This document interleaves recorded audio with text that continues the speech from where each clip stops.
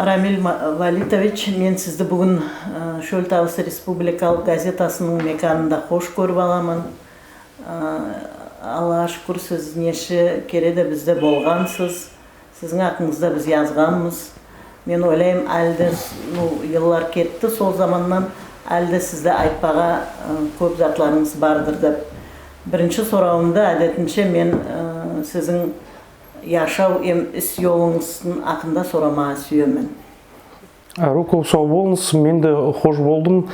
Сіздің Шөл Табысы деген сондай бір ару, қайтып айтайым, редакциянызда болмаға. Мен яшау жолым басланды Татарстан деген республикасында Байлар Сабасы деген ауылда 1986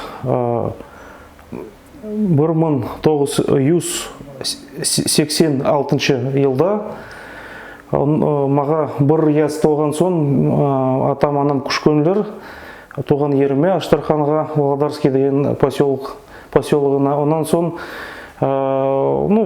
маға 7-6 ел болған заманда мені үйргенлер орта мектепке, екінші школ деген Володарский деген поселоктың.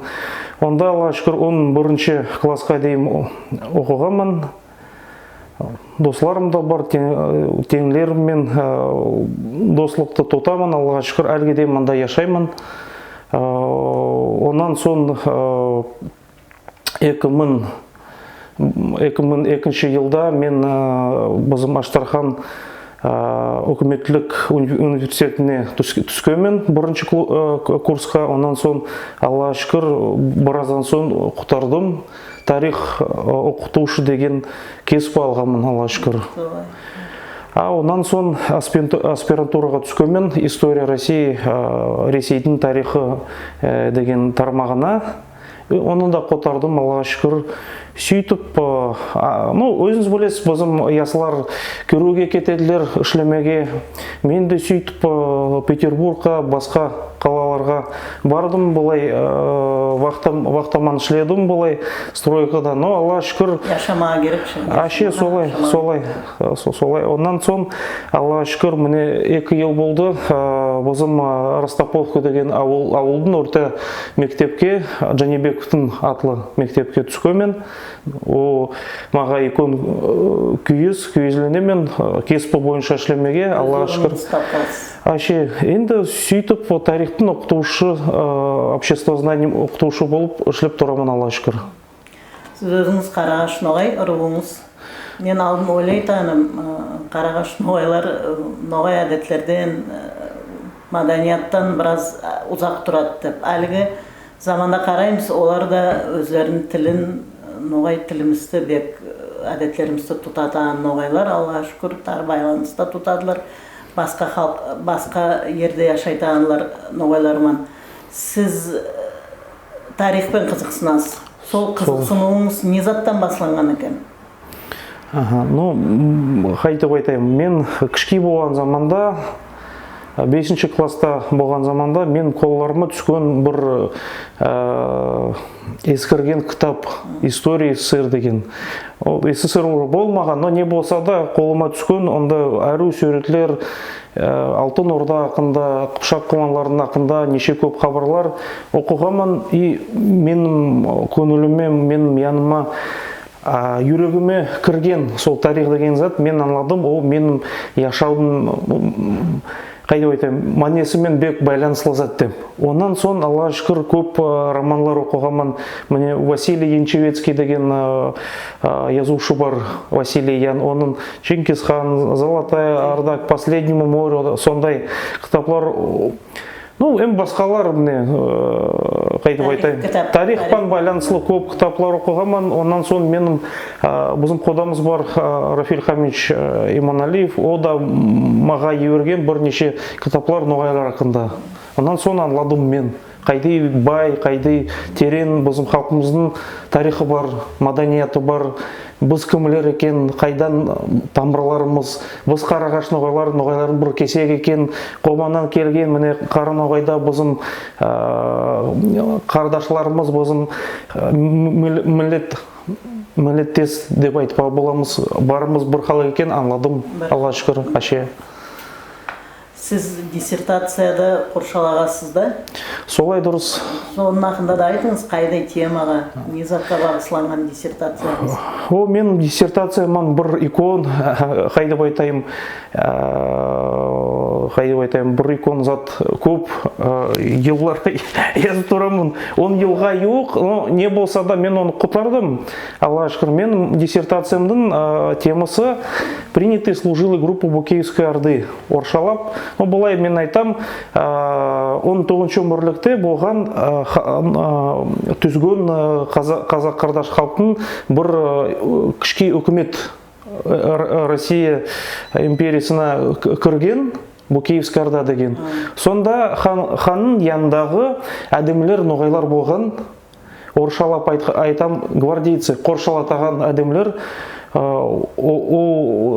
олардың служилый статус болған, олар ханға бұлай полицейский, военный функция, әскерлер болып ішлеген. Енді юқ әдемлер еділер, хан оларға ерлер берген бұлай, сол құлық үшін ерлер берген. Бұзым бұрынғы эпосларда, дестанлар, соларман қазақ халқа кірген көп затлар, байланысылар. Сол зат ақында мен диссертациям, онда Ресей, Қазақстан, қайдай байланысылар бар. Аштархан регионының Қазақстан янындағы ерлер, қайдай қоныс ерлері, қайдай тар байланысылар бар екен. Қайдай белгілі әдемлер шыққан деп, мысалға Құрманғазы, Дина Нұрпейісова, Шомбал Ниязов, Юсуп Ниязов, именно сол ноғайлардан, Букей ноғайлардан қайдай әдемлер шыққан екен аңлатады. Сол ақында мен диссертациям. Ару, бек ару. Мен бұл хабарласу алдында сіздің хақыңызда бір кішке білдіру деген аным, бізге ісімізге көре солай етпейді керек. Хабарласу етекті алдым. Бір елларда сіз мектепті балаларды тербиялау яқтан патриотизм бойынша тербиялау яқтан ішлепсіз сондай құлықта.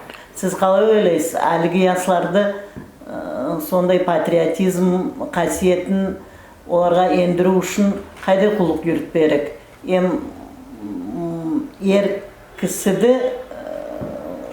кісі етіп қайтып тербие аламарек. Сіз өзіңіздің балаларыңызда бар, соның үлгі етіп қайтып, сіз өзіңіз ер кісі де етіп қайтып қайдай боршылар бар, анладым. Қайдай салмарек боршылар. Біріншілі айтпа керек, біздің туған еріміз ол Ресей деген. Тек Ресейде бізді бұлай айырым халық еп санайдылар. Бізде ноғай тілді СМИ бар.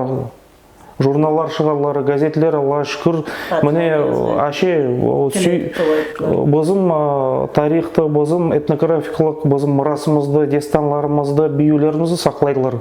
Соға үшін соға разы болмаға біз тиесіліміз, әрбіріміз ол сөзсіз. Екіншілей, Ресей ол многонациональный халық, көп мөлетлердің халық деп айтпаға болады. Общероссийская национальная идентичность деген сөз бар. Бізім қайдып айтайым, Юргустудың бір определенный программа бар. Сонда олар аңлаталар патриотикалық өз халыққа, өз туған еріне сүю, ол қайдып айтайым, сол заттың программадан мақсатлары. Сол зат үшін әрбіріміздің борышы сол затты түсіндірмеге, қайтып оны болады. Общероссийская национальная идентичность деген зат, ол көп шарлақлы зат. Онда көп мәнелер бар, сол әрбір халықтың өз асабалығы бар, өз тарихы бар. Қайдып айтам, белгілі әдемлер еді, батырлер еді. Bizim отанымызды бұлай сақланатаған, қоршалатаған әдемдер бар. Онан да басқа көп дауларда, көп соғысларда bizim ата-бабалар Ресей яғында болғанлар, мысалға Отечественный война болсын, Ливонский, көп затларда. Атемне бір мысал Горский Левгвардия эскадрон еді. Біз білеміз, көп айтадылар, міне Шейх Мансурдың, Шамиль деген имамның ғазаватлар, ноғайлар болған. Но именно сол Горский Левгвардия эскадронда ноғайлар болай бірінші орын болған именно Саныман. Олар орыс өкіметтің императорларды сақлағанлар болай. Соның үшін сондай патриотикалық әру, батырлық мысалларынан біз өстірме боламыз, тарих яғынан. Екіншілей зат бар, қайдып айтайым, оқ ату деген зат бар. Соны біз кішкей зат етеміз, мастер-класс көрсетеміз. Қайтып яйман оқ атпаға, мен Башкирияға, башқыр халққа барғамын, олармен қатынасқамын, олар сондай зат бекару зат етеділер. Үйретеділер, бұлай кен етеділер, реконструкция, қайди бұрынғы киімлер еді, сол именно еркеклердің қайди қылышлар еді, қайди сауытлар еді, қайдып айтайым, саулай бозым әскер тарих хақында олар аңлаталар. Соларға қарап, мен сөйтіп ойлаймын, бізге де көрім алмай керек. И аста бізім халқымызда, бізім яс нәсілімізді Алла шүкір аңлайық. Аңлайды, но оларға именно сөйтіп интерактивный кепте көрсетпей керек, мен ойлаймын сөйтіп. Алла шүкір әлді ер-ерде этноспор деген зат, ол әру бар ятыр, соға бізге де кірмей керек деп ойлаймын. Әлгі заманда ноғайлардың, ноғайлардың сұрауына Сирано біз әлі мәне беріледі. Ноғайдың сыйы да, ноғай халықтың сыйы да, тарихы да әлі белгіленеді. Үлкен екен, ұлы екен болған біздің ақымызда айтылады. Белкі солардың бір затлары сөз болып та қалатанdır. Но мен не затты игі көрем, біз бірлесеміз әлі, қатысамыз. Анерді Қарағаш ноғайлар, Қобан ноғайлар, Шешен Республикасының ноғайлар. Біз бір қосылып, түрлі шаралар өткөріледі қосылып. О спорт бояқтан болсын, маданият яқтан болсын, тарих яқтан болсын қосыламыз біз. Белкі сөйте біз өзімізде үлкен патшалық болмады боламыз тағы да қайтып. Сіздің ойыңыз қайдай бұл сұрау бойынша? Сіз қалай ойлайсыз? Біздің халықты бірлестіру үшін не затлар етпей керекпіз біз? Қайдай затлар етілмей? Арғаладым. Менің ойым бойынша не керек бізге? Біздің халқымызға біріншілей бір стратегия керек. Кімлерге біздің қардаш башқұрт халық бар, татар халық бар, оларда бар стратегия развития башкирского народа, стратегия развития татарского народа деген зат. Сол затлар бізге де керек, кеңесіп, әлімлерді, общественниклерді ейіп, сөйлемеге, хабарласпа, именно язбаға, сондай, қайдып айтайым, бір болсын деп. Көп амаламалар болсын, именно спорт яқтан болсын, білім яқтан болсын. Мысалға, Алла шүкір, әлі бұйылда зат болған, төгірек стол болған терекледе, біздің батырлық дестанлар ақында неше көп әру болай, қайдып айтайым, зат қайдып айтайым, болды, әлімлер келді. Қырымдан болсын, Башкириядан, Сибирьдан, Алла шүкір, олар қатынасадылар, сүйелдер, бұзыман қатынаспауына қардаш қомы халқлардан да болай, қомы халықтан да болай, олар бізге келмеге сүйеділер, бұзымен байланысылар тұтпаға. Міне, білім яқтан болсын, спорт яқтан болсын, маданият яқтан болсын, сондай байланысыларды көтермеге керек, тағы да беркітпеге керек деп ойлаймын. Тағы да зат айтым келеді, мен мысалға, бізде Аштраханда Қоры Қарағаш ноғайлар туы, бізде юрт ноғайлар да бар. Олар 30 ел 30 ел бізім ноғай яңырту деген әрекет болған, но олар кірмегендер. Енді де Алла шүкір кірділер, бірнеше әдемлер айт тұралар, біз ноғайлар, бізім тамырлар ноғайт, бізім тілді ноғай, Алла шүкір. Сөйтіп соға көре, бізім Ахмет Амин Жерліковтың сөзі бар, 21-ші өмір ол бізім халқымыздың яңыртудың заты. Өмірі деп. Соға көре әрбіріміздің борышы үшлемеге болай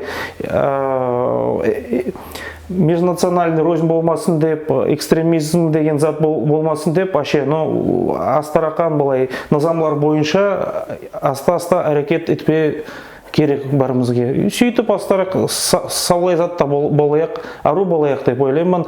Бізім халқымызға, икон Ресейімізге солай. Тада болайық.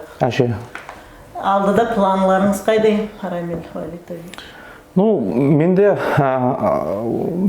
сөйтіп айтамын, қайда айтайым, спонтанный затлар көп болады, қайда да, білім яғынан көп конференциялар бар, соларға мақалаларды yazып бермеге сүйемін. Бірнеше затта 20 августта болайық бізім Аштарханда нас всех объединил Волга деген оршалап конференция болайық, соға бармаға мұрадым бар. Тарихшылар, маданиятшылар, соға да бармаға планым бар.